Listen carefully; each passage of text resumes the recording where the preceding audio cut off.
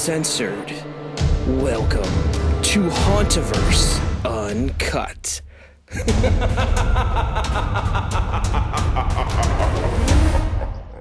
Hello, ladies and gentlemen, and welcome to Hauntoverse Uncut. I'm, of course, Andrew Barchak from Chicago, Illinois, joined once again by fellow scare warrior himself, Mr. Brian Bass. How's it going? I'm a little down, Andy. Yeah. There's no fun intro. This is our last one of the season, and while I'm satisfied, I don't think we could have hit it much better, except maybe doing one of the haunts together. Yeah. But it's still, I'm bummed. There'll be a Christmas haunt in a month, and there'll be a Valentine's Day haunt in a few months, but it's just not the same. So it's not the same. It's not the same. So let's do this season justice and close it out, because what a season, And I say that missing Halloween Horror Nights for the first time in 8 years, and I'm not that mad about it. I can't even. So take us there. Where do you want to start? Do you want to start with Howl-O-Scream or Horror Nights? Where do we want to go? Let's start with Howl-O-Scream, because Howl-O-Scream has become a go-to for me every single year.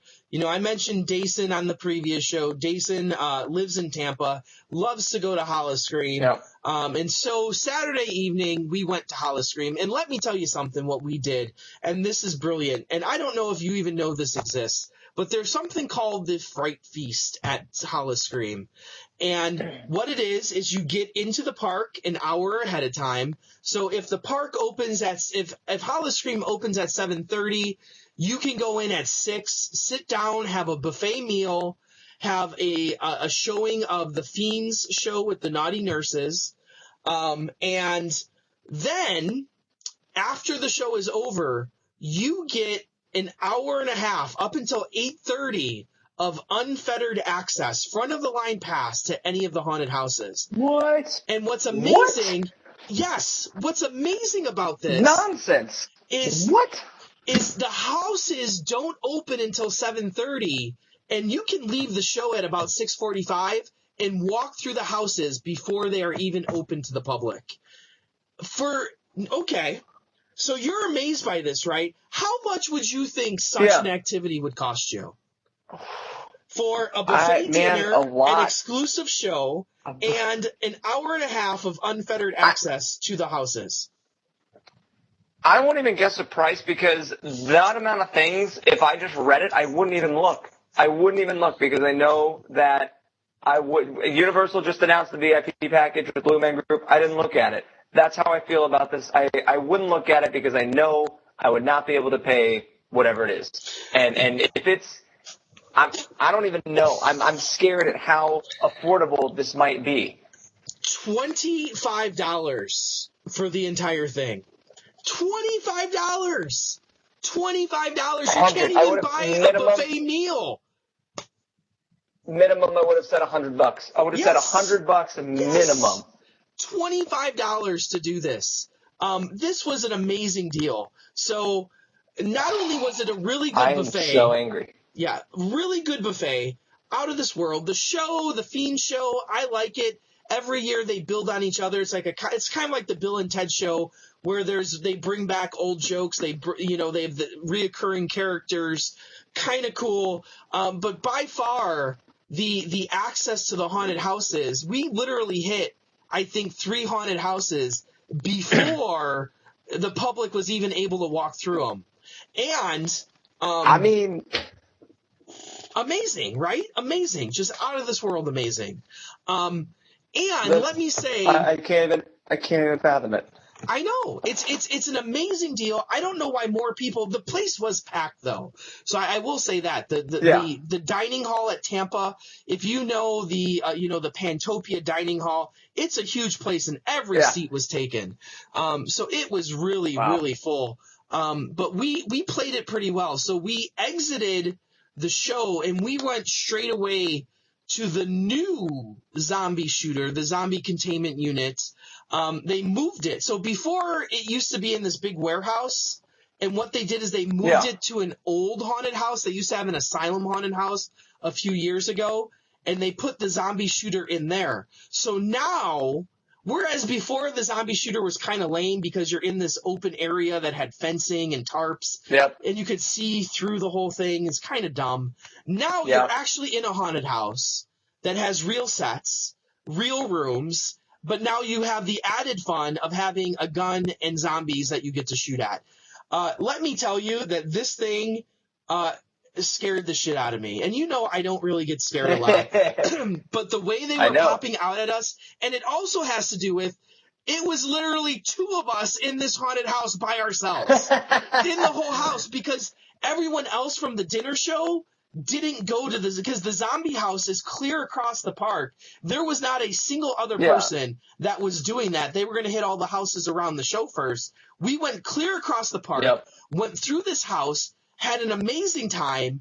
It was outstanding. It was absolutely outstanding. The zombie shooter, whereas I wasn't too impressed by it 2 years ago, didn't even do it last year. Now that they moved it, one of the top houses I went through this year. I'll be completely honest with you. It was that good. We've talked about in the last few shows about, concepts that start out okay, and we hope to see the parks improve on it. It is so nice to hear one of those ideas, because I remember talking to you about that, and I remember talking to other people who were like, I'm not going to do it again next year. And now, it didn't just come up a little bit. It's jumped the list. It's to the top now.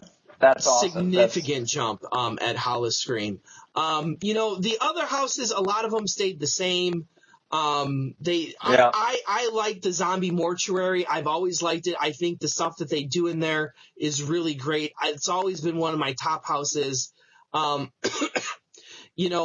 other ones, they had 2 new ones this year. One of them was the Black Spot, which replaced Deadfall. Yes. And a lot of people were talking big things about Black Spot. And I don't know, it just fell flat to me. I don't know if it's the location. Deadfall was never a big one for me when it was there. And the Black Spot kind of just fell the same way. It's just kind of like just with Pirates this year, and I just wasn't feeling Black Spot. Yeah. Circus of Superstition is their clown 3D house. Supposedly, this is the last year that they're doing it. That this was the last laugh. They're getting rid of it next year. And I can say none too soon because it was terrible. It was terrible.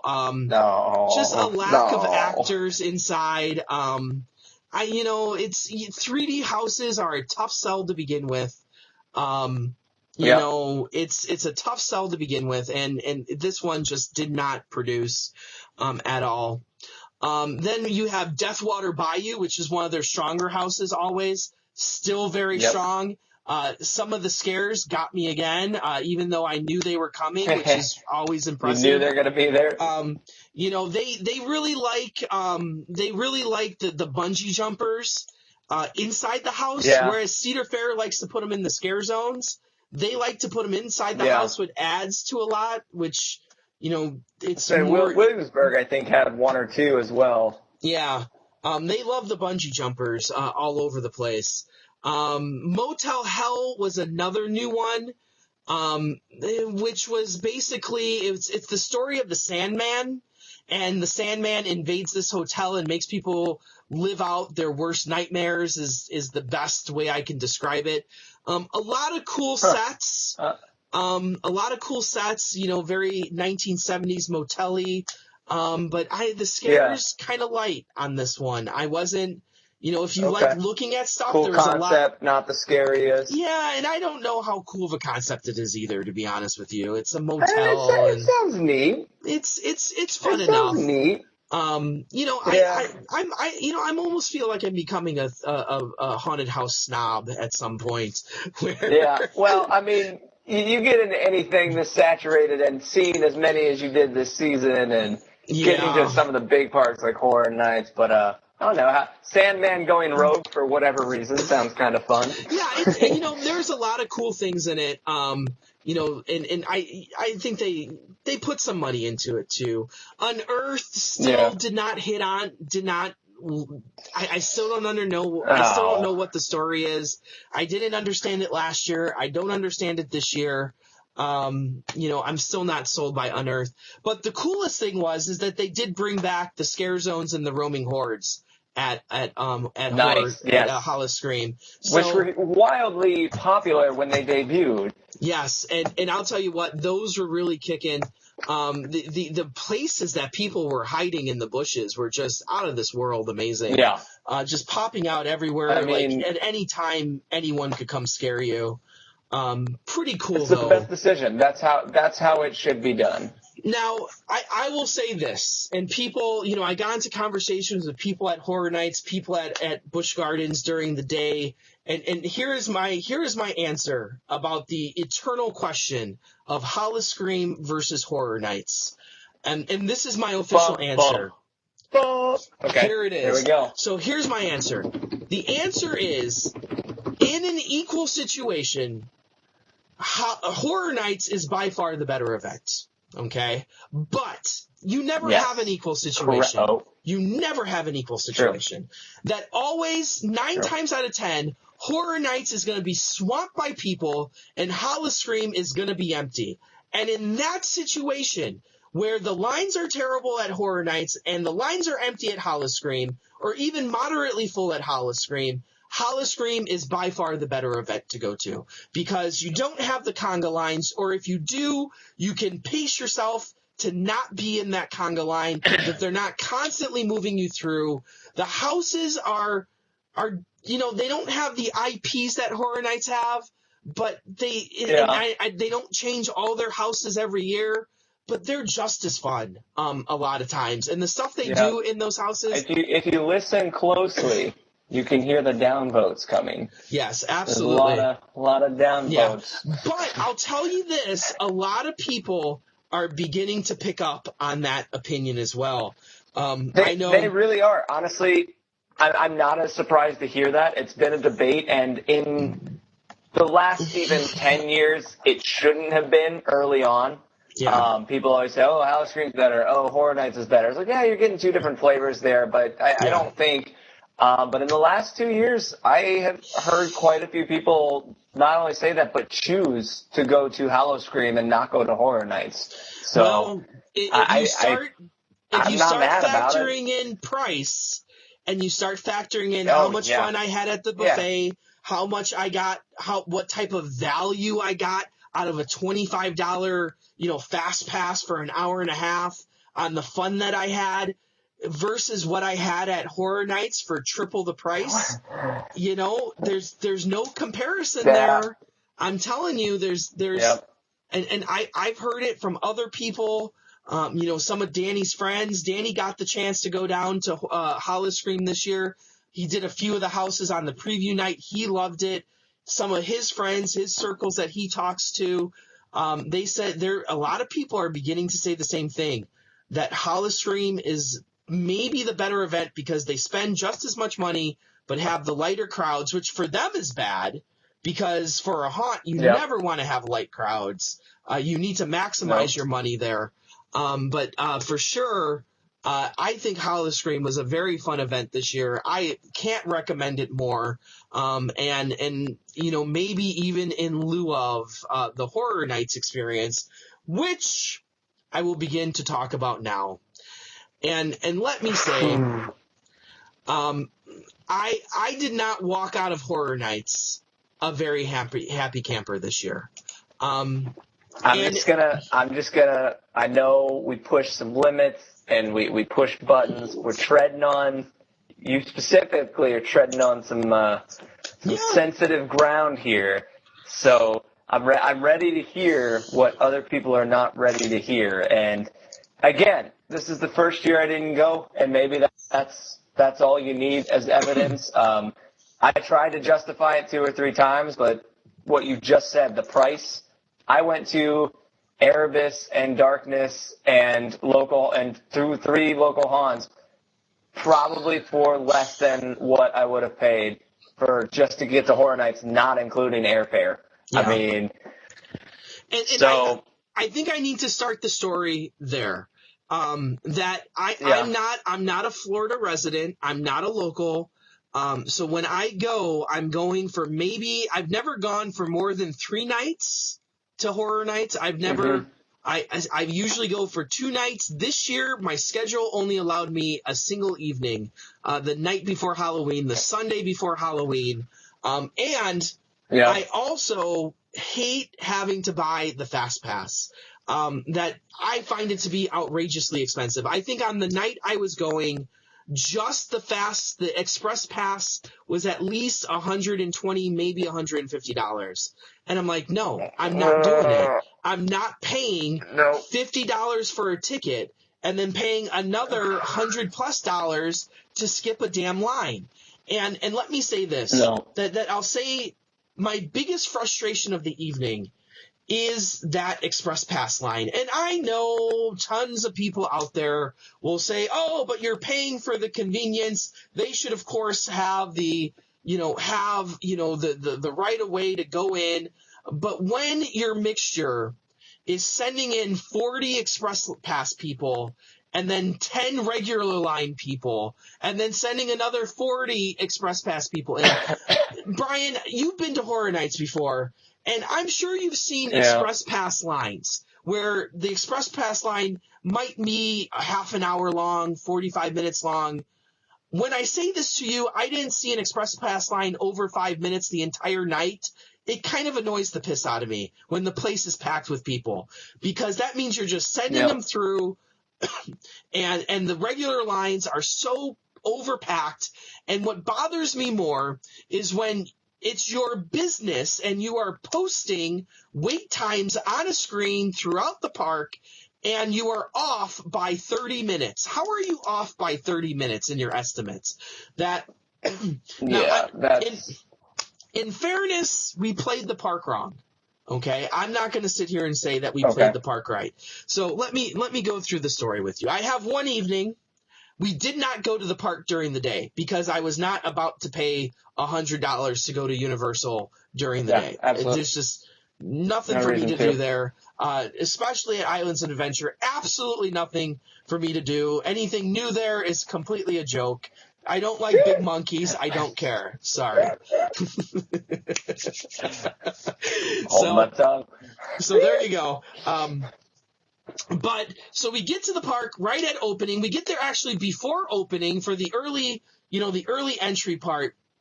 And our dilemma is this. This is the dilemma. That you saw what American Horror Story was posting as wait times, right? Yes. That many times they posted horrifying lines, 270 minutes. So when we walk through the gate, the estimate is 90 minutes on American Horror Story. Okay? Every other house is either posting as closed or like a 5 or 10 minute wait. What do you do? What do you do, Brian Bass? How would you play that? That's a tough hand. But honestly, I go hit the other houses. I see what's going to be opening at 6:30. I would probably maybe get Walking Dead out of the way, or Exorcist, or one of the other ones that had Halloween that's going to have a long line, mainly the ones in the back that don't have good capacity, because you either hope that by the end of the night it's mellowed out, or the true game plan at heart is you hit everything else and you just bite the bullet and wait the super ridiculous wait last, and you hit that one. But man, when the scale is that far, and that's a new trend, by the way. That did not happen before licensed property and intellectual property and all that. Walking Dead was one of the first times you'd see where you'd walk into an event 5 minutes, 5 minutes, 5 minutes, 90 minutes. Like, how is that already up to there? Yeah. And it screws up the whole thing. So I'm curious to see how did this play out. I want to make a note before you go back. You were talking about the scrunched up lines and the fast pass line, and that's infuriating. I hate how they play it.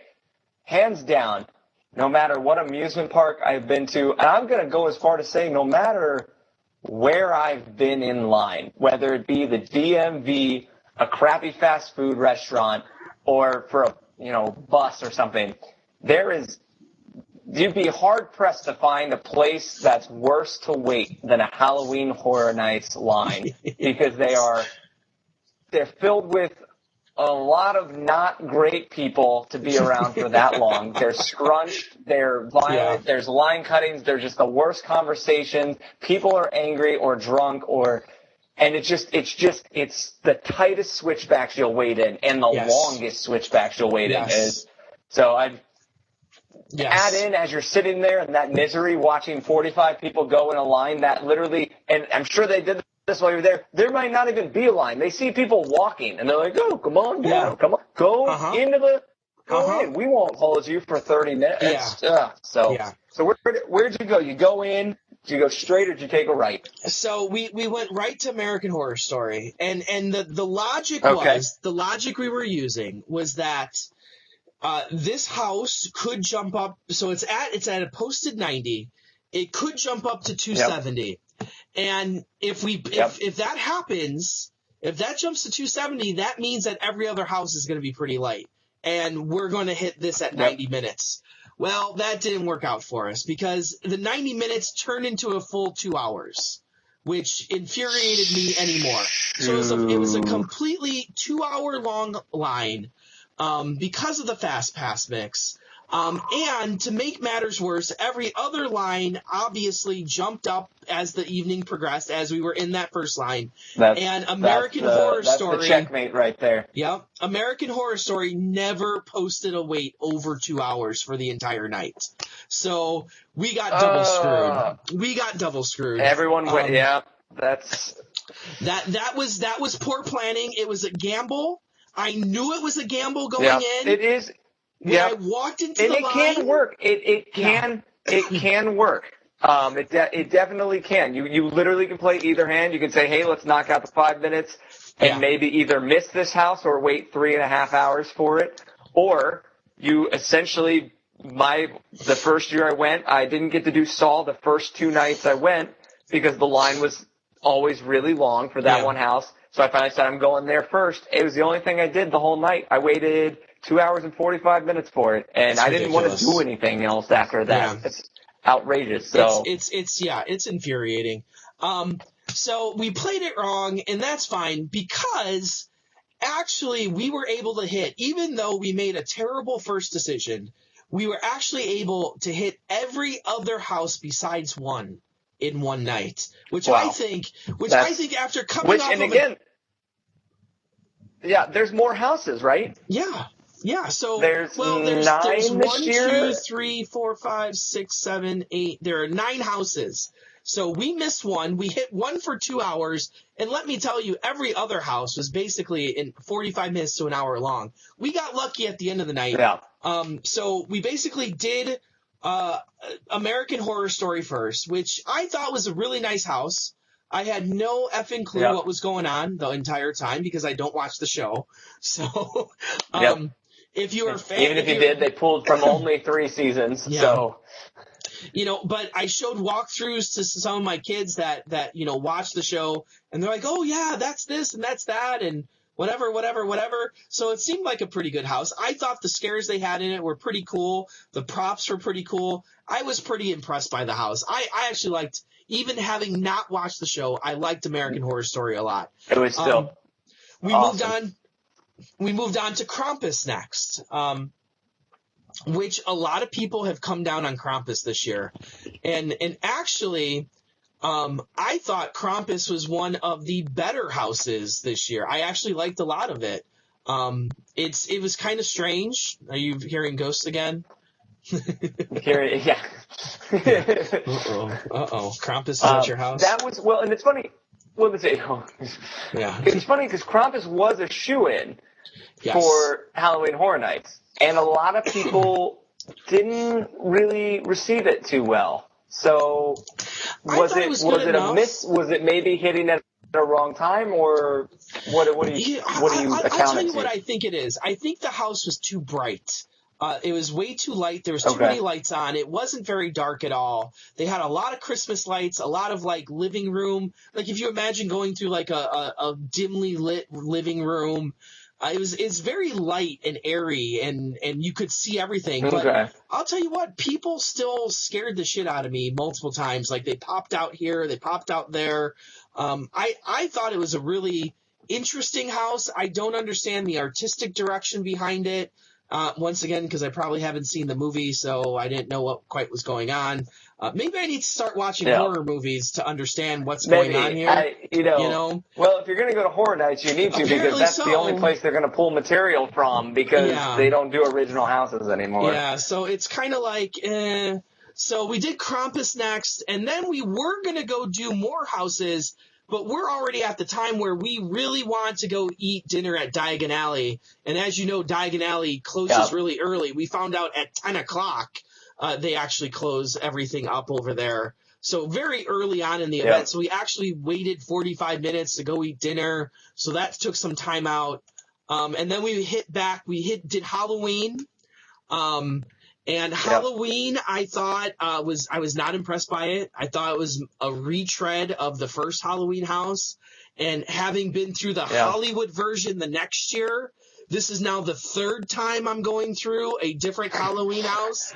And even though they had some cool things at the end, I just think that I thought the coolest part is they actually start you off in the house exactly where you ended up in the previous house. So with the guy cool. with you're walking outside of the house, like that's where you actually start, which I thought was kind of cool because it felt like a continuation.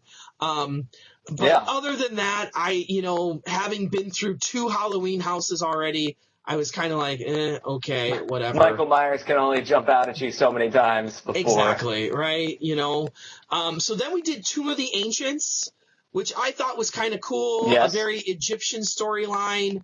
I didn't get scared very often in it. I'll tell you what, Brian, I got bad luck in many of these houses as well. And you might say, well, they weren't scaring you. And no, that was not the case at all. I had the bad luck of having the person behind me be the loudest screamer in the house. And it was completely annoying twice. It happened to me in Krampus, and it happened to me in Tomb of the Ancients, where they're screaming for literally no reason. And it's ridiculous. And I'm just standing there like, this is silly. Stop. Shut up already. Just shut up. And just to pause, something we've talked about every time we talk about Halloween Horror Nights, and why a one-night visit is very dangerous. There are so many elements that can result in not seeing the best house. And going back to you talking about if we're comparing Howl-O-Scream at its best to Halloween Horror Nights at its best, Halloween Horror Nights might pump up a little bit. But the inconsistency of Halloween Horror Nights is just so bad between cast changes, getting targeted or not getting targeted at all because you're conga lining, having just really obnoxious people ruin the whole house for you. There's a number of things, and you don't get that in some of the local haunts and stuff. Now, when it works and it's hit, they're brilliant, and when you're there for one night, and I've done a one-night visit, and I went through a house and knowing I missed probably 75% of the scares, or someone was pushing me through or yelling in my ears like, all right, I'm sure that house is great, but I don't know. I won't get to see it again. I did hear, though, not tonight, that Tomb of the Ancients was, it seemed to be the general consensus was, while not scary, just a gorgeous house. Very well done set-wise. It was. The sets were very nice. I liked the costumes. I liked the Egyptian theme. I don't think that was the most beautiful house of the evening. I think the most beautiful house, the next one we did was the Lunatic Playground, the Chance one, the 3D house, which I thought felt flat. Everybody was dogging that before, dogging it before it came out, but I heard it turned out great. Yeah, I thought it fell flat. It made Alice in Wonderland look brilliant, which, you went through that one last year. I don't know what they were doing.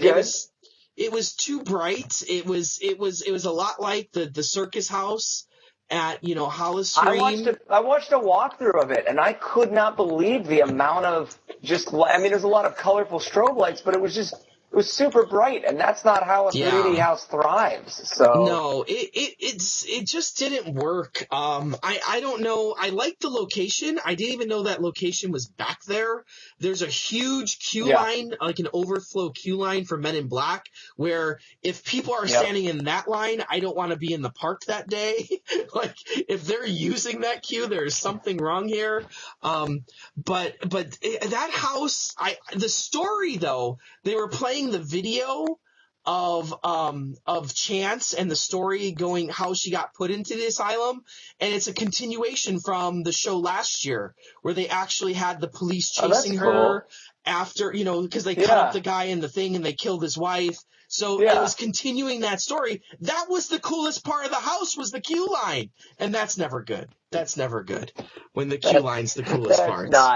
That's never good. When that's the takeaway, which is cool. That is really awesome and gets more on track with what we've talked about, which is Halloween Horror Nights who pretend to follow some overlying story, but then they don't. It's cool to see them play into that with the continuation of the Halloween house and now the continuation of Chance. So so that was a miss. Where did we go after that? Then we went to Ghost Town, which I think was the prettiest house of the night. Maybe. Okay.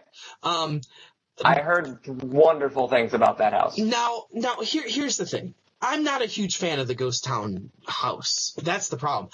I think the sets were amazing. I thought they were perfect. I thought there were a few cool things where they actually, towards the beginning of the house, they actually had it made it feel like it was raining on you a little bit, like drizzling, which I thought was super cool. But you know how there's themes every year at Horror Nights that I get pissed off at? Last year's theme was chainsaws, where every freaking house had chainsaws in it. This year, every house had people shooting guns at you. Almost every house. American Horror Story had people literally holding guns at your face and shooting you with like air bullets. I think it might have happened in Chance. It might have happened in some of the other ones in Halloween. But here in it's just interesting for the sensitivity of that area at the time. Seriously, like why? I don't understand it. Why people are shooting guns at me in these houses, but they were. Whatever. Ghost Town though had a lot of that. Had these shootouts going on. Ghost Town to me felt incredibly short, and in a Halloween Horror Nights house, for it to feel short, it's like, did we even walk through this? Can't really get any short. I've only had one house feel short, and it was Resident Evil. And I remember thinking the same thing. As like, that's a short house, and these houses are already really short. Yeah. So it was super short. And I'm like, this is one that I would have liked to have seen them expand it, but maybe because they invested so much money into it, because the sets were that beautiful. But it's just like, wow, it was real short. So now we're getting towards the end of the evening. And by this point, I had already written off Texas Chainsaw Massacre, where we skipped over that one in the back of the park to move right on to Chance. We skipped it over, so we did not hit that one. So after Ghost Town, I thought I would have one house left. And it's about so the park closed at 2. It's about 1:05 at this point. And Exorcist, it's about 1:20. And Exorcist has a 55-minute wait time on it. So I'm like, well, let's go hit Exorcist. We'll skip Walking Dead. We've seen it already. Who the hell cares, right? So I've already resigned myself to the fact that I will not see any shows, either Academy of Villains or Bill and Ted. I will not see Texas Chainsaw Massacre, and I've also resigned myself to I'm not going to see Walking Dead. So I really want to see The Exorcist. It's a movie I've actually seen before, so I might understand what's going on. And one of the big concepts we were excited about when they announced it, because it's such a different concept from the traditional horror movies. So absolutely. So I go in there, and let me say, it was a pretty nice house. It wasn't spectacular. It had very beautiful facades inside where you're walking through a very nice house. It felt like a nice house, like a nice where they also did the scrims, where they would have it look like a wall, and then the lights would come up behind it, and you'd see these demons come out. Pretty cool stuff every now and then.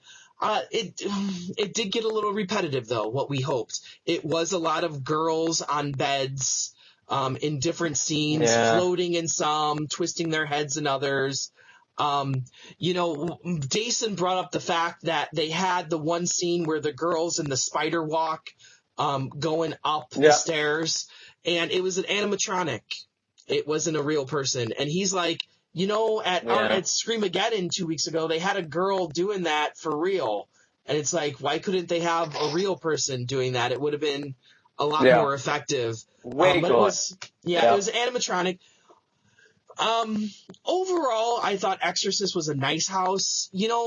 Another thing that bothered me is this is the third year I'm going to Horror Nights, and I've begun to notice how they recycle stuff and how they I always stay quiet about that because we've always praised Halloween Horror Nights for they build 8 new houses every year. No one else does that. 9 houses now. Halloween Horror Nights, even Halloween Horror Nights Hollywood sometimes hold on. They are the only park really doing that. And it was, I think, my 3rd or 4th year when I lived down there. I was like, okay, this is fine, but you had your first experiences, you loved it. I was like, I missed that because every house I go through now, I was like, oh, here's the carousel prop. Oh, here's, the mirror hallway. Oh, hey, here's that from that house. Oh, he's going to do, okay. And then there's a drop. Well, wow, they had the same order in the last, Yeah. So you do start to, I was wondering when you would come away with that. It was this year. The glass has been broken. The glass. Yeah. And it really hit me. It hit me in the Exorcist house because the Exorcist house finishes with an asylum theme where they have the stuff from Body Collectors, those padded walls, and they just put puke stuff on it all over the place, and you're walking through this maze, and I'm just like, I don't know, I must have missed this part in the movie because I don't remember the asylum theme in the movie, and it's just like... this is just, I'm in... It's like, okay, we need to extend this house with something other than a girl on a bed. Let's do an asylum. Like, okay. Let's do this. She's going crazy. But the good news hopefully we won't get sued for it. Yeah. The good news is that the Exorcist line was only about 15 to 20 minutes long. So we actually had enough time to hit Walking Dead at the very end. Like, Texas Chainsaw would have been the preferable house, but we were clear across the park at that point. So I'm like, there's no way I'm walking to the other side. I was having trouble walking to begin with. You know how it gets on Horror Nights with walking and being able to stand. It's a marathon. It is. It's rough. And considering that we basically, from the hours of 6 o'clock to 2 a.m., only sat down 30 minutes for dinner, we did not sit down at any other time during the evening.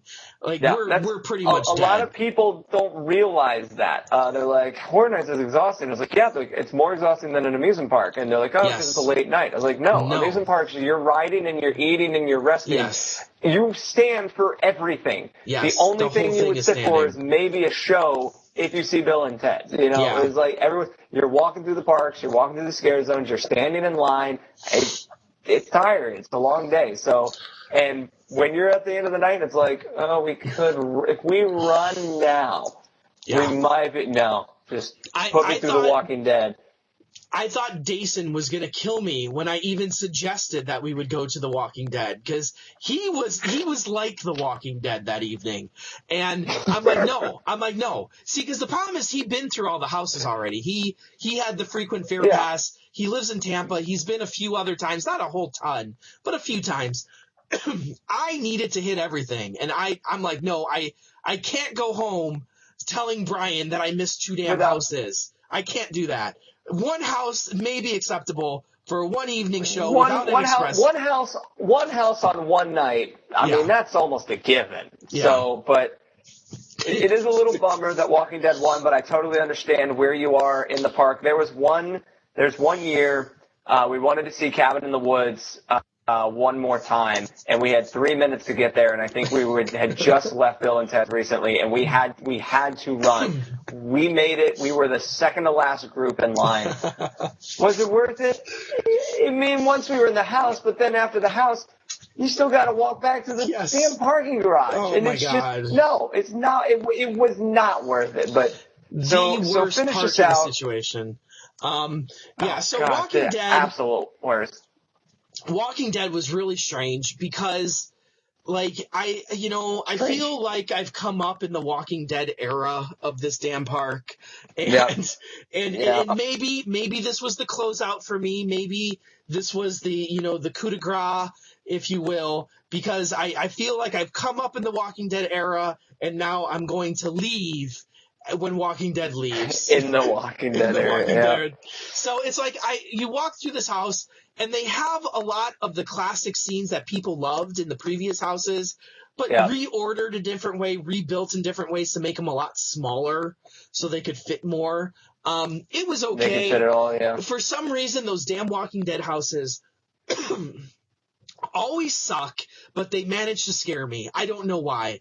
Like, I somehow they just know how to pop out at you as these damn zombies, and in the Walking Dead house, they always get me. I am the main target going throughout the damn house. So, it was pretty good.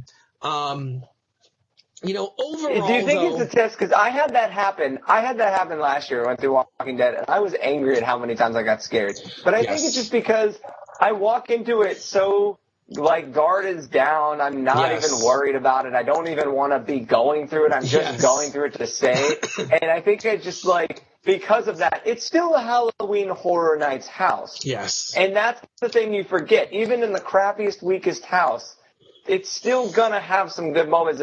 It's just in the way the zombies can move and get in, it definitely, I was like, nah, this sucks. Don't scare me. Like, this is a bad house. Yeah. I feel like that a lot going through that. So, in general, and I said this last year, it feels like every year I go to Horror Nights, the event has gone down. And I don't know if it's because of the IPs and because I'm not a huge horror fan where, I've seen a few things, but not a ton. I'm not like super into the horror movie thing. So the IP stuff doesn't really help me a lot.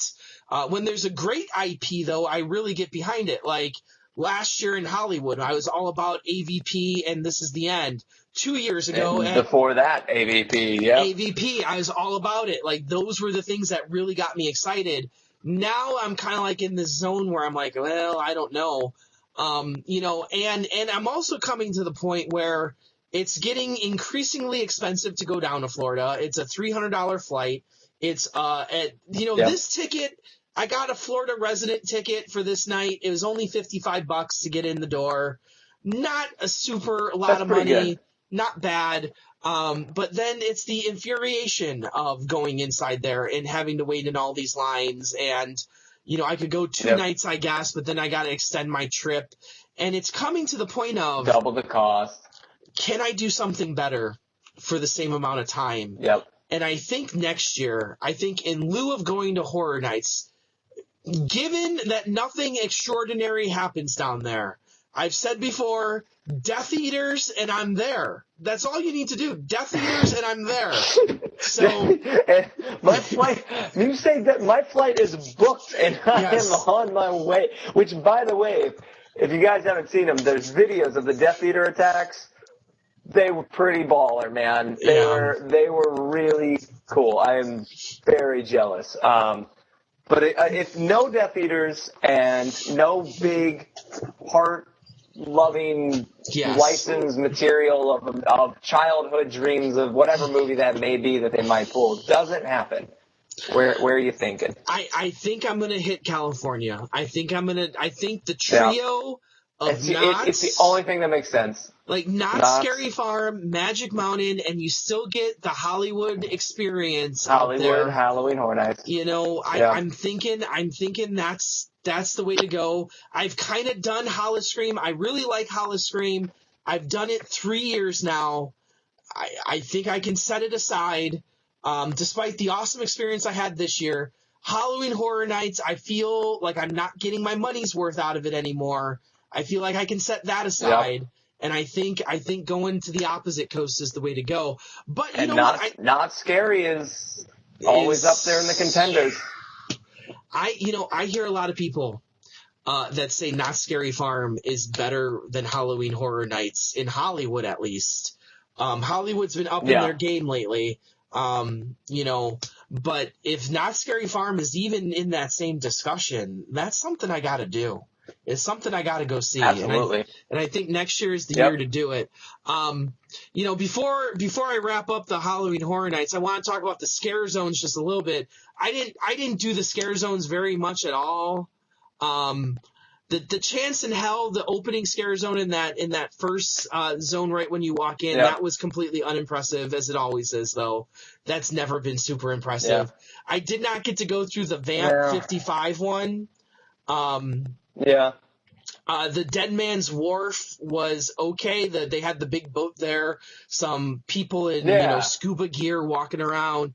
The Banshee's Lair was actually really good. They actually built a lot of mini sets where people could jump out of. I really enjoyed that one. That's awesome. Yeah, that's in an area that usually that's a throwaway scare zone. But usually could be a lot better, but I feel that they did a much better job with it this year. As always, the best scare zone is that one on the New York streets. The Survive or Die was definitely awesome. They had the mini shows going. I wish I could have spent more time there, but literally I had to run through it to get to the other houses. They had some pretty good looking girls and some pretty skimpy outfits in there too. I wish I could have spent more time there, but I just couldn't. That zone always has even before they really started doing all these miniature shows, it's always been top two since I've been going. So. Yeah. Well, Brian, I wish I could report better on HHN. I think I've become disenchanted with it a little bit. I might need to take a break, maybe come back stronger and rediscover. I think it's too inundated on me right now. I don't know. I think this was a good year though to miss. I wasn't mad taking the year off. I would have liked to see Krampus and American Horror Story. If they bring back the other 3 seasons, I'm totally in. But it was nice to go and do like Darkness, Erebus, and even the local haunts around town that I just normally wouldn't go see. As a reminder, and I took some friends who were avid Horror Night fans, and they just didn't know how something could be better. And I told him, I was like, well, I hope the pacing is good. They're like, Brian, you got to remember, all I know is conga lines. So he's like, if it's anything different, I won't even know how to experience. And they were all just like, this is a different level. And I was like, it is. Now it's, again, I love the atmosphere of Halloween Horror Nights. The park atmosphere especially before the days of just mass chaos of just thousands of people and long lines and almost not even fun. The atmosphere is just unlike anything else, and it's amazing. But, there's, especially if you go over and over and over again, you get formulated, you see the same things, and the price, 3 or 4 times I tried to justify it this year. Even next year, I'm trying to save up for where we want to go and what we want to do, and I look at what it would cost to go to Horror Nights unless I can get some friends and discounts and all that. I could go somewhere else that I've never been, and do something maybe a little... maybe better. There's other stuff out there, like, I keep talking about, but Scarowinds, they don't have as much money, but it's the energy's there. It's fun. It's exciting. It's new. And I can get there. I can get there so much easier. I can spend a fraction of the price. And you can ride Fury 325 when you're there too. Like that makes. All around me. Oh God! Oh my goodness! Oh man! It's late. And it is late. I'm not getting my hopes up, but I'm totally just like taking what they've given us, and I'm running like 15 miles ahead, just because ever since I moved to this state, like 16 years ago, and I went to Dollywood. I was like, this park needs a freaking haunt. It is in the mountains. It is amazing. It's incredible.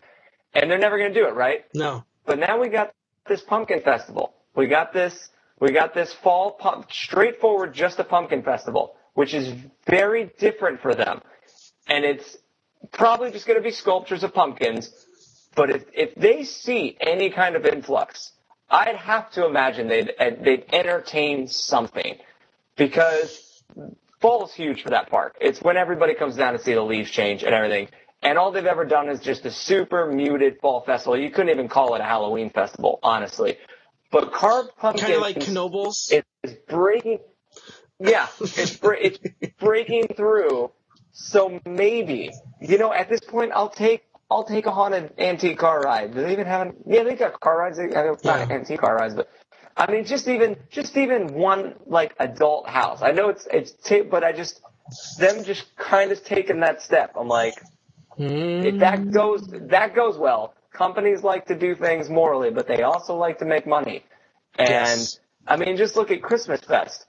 5 years ago, how many parks were doing a Christmas event? Now, I can't think of a park that's not doing a Christmas event. It's outrageous. I mean, the horribly failed Kings Island Christmas event is coming back even because they're so popular. So, yeah.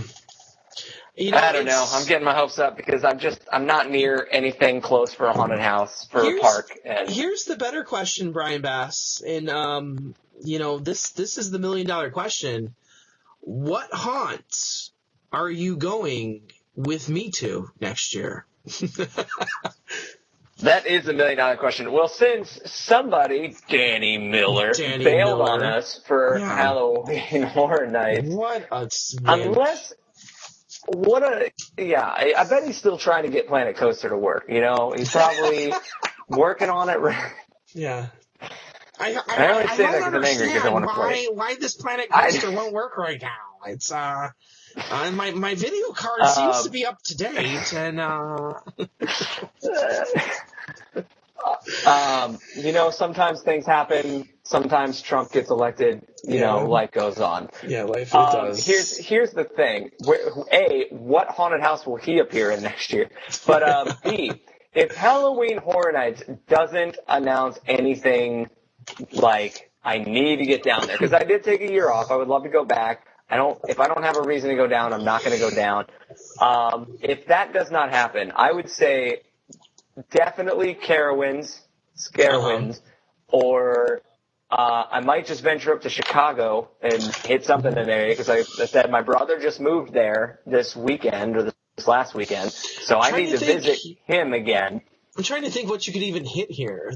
You like local haunts. I mean, I just want to go to Six Flags Great America, and then we could go to Santa's Village, because I haven't been there since I was 5, and I just want to see that place again. I don't know. If California would be, if I go to California, I can't. My wife will have to go. We've wanted to do a California trip for forever, and so that doubles the cost, and we want to do everything there. Yes. So. We have friends to stay with, so we can make it work. If I can't do, I don't think we'll hit West Coast. I would love to hit West Coast. If work goes better, maybe. But if not, 100% Scarowinds over Halloween Horror Nights. Maybe even throw in Busch Gardens, Williamsburg, and Kings Dominion, because they're all. I was going to suggest can hit them that. all. Like, that's a weekend there. A Busch Gardens, Kings Dominion weekend. I like Howl-O-Scream, and I've heard Williamsburg is a little bit behind Tampa, but, it's something that I've always wanted to do. And the thing that they have, though, man, just like why I want Dollywood to get one, their park atmosphere is just incredible, because they're down, especially over the river, and just some of those pathways, you're super transported. So, and there's some people in that area over there that might come out and visit us. Yeah. And maybe we could even venture far enough to Philly and see our good friend Patty's Terror Behind the Walls and check out that haunted house. I don't know. So I think there's a lot of exciting things happening. I can't swear that I'm going to have as great of a season as I did this year. It's going to be really hard to replicate. It's going to be hard to beat. Dude, I'm going to be completely honest with you. I think from the middle of September from the opening of Cedar Point's Hollow Weekends, which was September 16th. Every 16th, weekend, I think, yeah. Every weekend I was either somewhere or doing something haunt-wise. The 16th I was at Cedar Point. The 23rd I was at Carowinds. The 30th I was back at Cedar Point. Then I was, up at Valley Fair. Then I was at Great America and Fables Fright Nights. Then I was doing my own haunted house every freaking weekend. And then finishing off with Horror Nights. That's the dream. Living the dream. Living the haunt dream right now. Living the dream. Like, that's what that was. That's what it's about. I say I was sad. This was probably one of my least involved haunt years, where the last few years it was every weekend I was at a different house, especially when I lived in Florida and I went. So, but I was satisfied enough. I watched enough horror movies, but I'm that itch. It's not there yet, but I know it's going to be there. To either go crazy or just go back to. I'll always have a deep love for Halloween Horror Nights, even though it's hard to justify going. I'm not gonna call it for good, obviously. I mean, I won't try. I'm not gonna not go if there's an opportunity that puts me close to it. But again, like you said, the prices are outrageous. Fast passes on a single night in October get up to $150, and that's not including the $100 ticket to get into the park. Yeah. One night, $250. I mean, for $250, you can fly somewhere, you can buy something. I mean, you can do so much for $250, and that night's gone. I mean, it's fun, but it's gone when you're done, and your wallet is sad. You are absolutely right on that. So it'll be interesting to see. But as always, thank you for watching us this haunt season. We'll try and do maybe an off-season show if we find something interesting to talk about.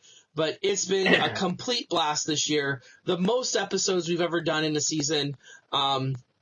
Just a ton of fun. There was so much going on. It was fun leading up to it. A lot of parks doing new things. I meant to say, whatever happened to? I didn't hear a single thing from Repository. Oh, you didn't? Well, I can tell you. No. Everyone's kind of shitting on it, to be honest with you. Are they? Yes. Okay. So the general theory was it was more of an escape room than it was a VR haunt. And people were upset by that. The VR portion, maybe I think best estimates put the VR portion at 5 minutes is how much you were actually in the VR portion. And the rest of it was a standard house with escape room elements to it. So. And on that note, I don't think there's a better way to summarize our feelings towards the direction Horror Nights is going. Hopefully they bounce back. I want them to come back strong, but. It's clear what is to blame. There is only one thing to blame. Universal Studios has never been the same since they announced King Kong. That was the breaking point, and every decision since then has been shit for the entire park. So it does not surprise me. So you go. You're only mostly right. You're a little wrong. We would bump that timeline back to Transformers, and then I would agree with everything you said. No, I liked Diagon Alley. Like, that was a nice addition. Diagon Alley was phenomenal. It's King Kong. King Kong. When they should have installed Jurassic World, they installed King Kong, and that's when things went to shit. Every decision since then has been worse than the next. Characters in line is something we have to respect. That's so cool. I don't care if the ride is dumb. The giant puppet is neat. It's a giant monkey. I was watching It's a giant monkey. Who cares? It is a giant monkey.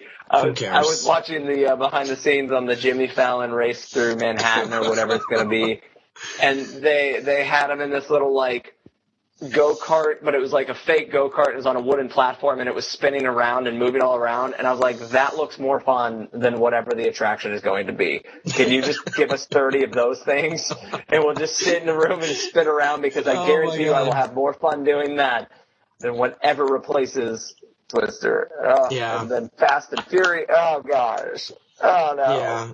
I'm telling you. It started with Kong. No, It started with Kong. All right. Okay, time to go. Maybe That's we a meet different up with show. Robert. Oh, in Cincinnati. School Den House. Yes. Robert Dahl. Yes, we Rob need to Dahl. get there. Rob Dahl. Yeah, we need to get there. Okay, well, We need to ladies get and there. gentlemen, as always, thank you for joining us. I am, of course, Andrew Barczyk from Chicago, Illinois. Brian Bass, Nashville, Tennessee.